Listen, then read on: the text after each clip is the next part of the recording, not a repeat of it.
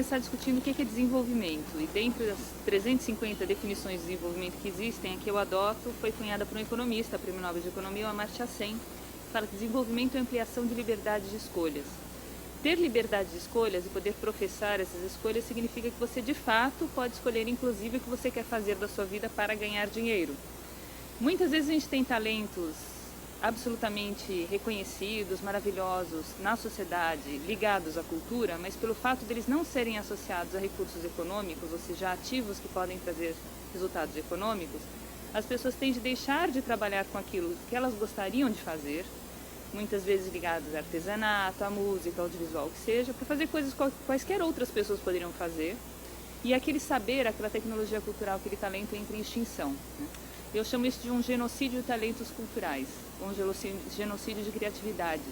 Então, quando a gente fala de reconhecer o potencial econômico da cultura, e isso significa não só fomentar a produção, mas também a distribuição para que esses talentos se façam conhecer e a sua produção circule.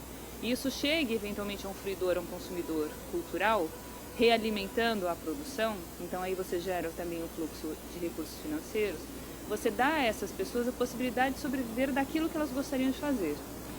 Aí você leva ao desenvolvimento, porque você garante que elas possam fazer aquilo que elas querem e ao mesmo tempo que elas paguem as contas com isso.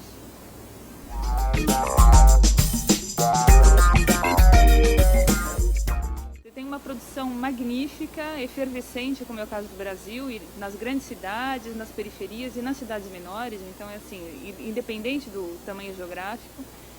Mas essa produção efervescente, essa criatividade toda em ebulição, por mais que se concretize em produção, acaba não sendo conhecida das pessoas, que portanto não demandam essa produção, porque não encontram espaço para serem escoadas.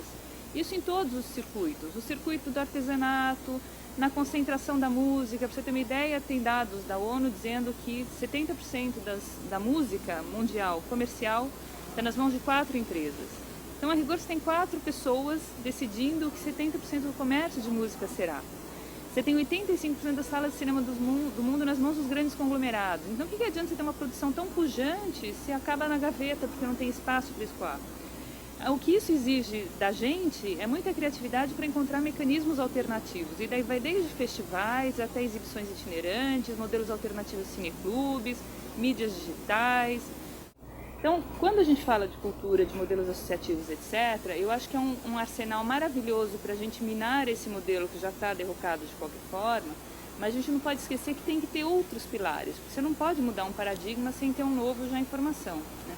Então, o que a gente está fazendo de fato para construir isso? E o que eu chamo de pilares? De infraestrutura digital. Então, como a gente está investindo ou não em tecnologias de informação e comunicações para não gerar de novo uma concentração e as pessoas são excluídas, serem excluídas 2 vezes. Como a gente está investindo ou não em capacitação, porque não adianta a gente achar que, opa, então agora como o cidadão tem um talento cultural, ele está resolvido. Não está, ele tem que ter acesso ao que está rolando no mundo, tem que ter acesso ao que é de tendência, ao que o consumidor eventualmente quer. E para isso ele precisa não só de acesso à informação, portanto, ler, escrever, pensar, analisar, mas também uma análise crítica, né? E isso invariavelmente você tem que trazer educação de banco de escola mesmo e educação em casa.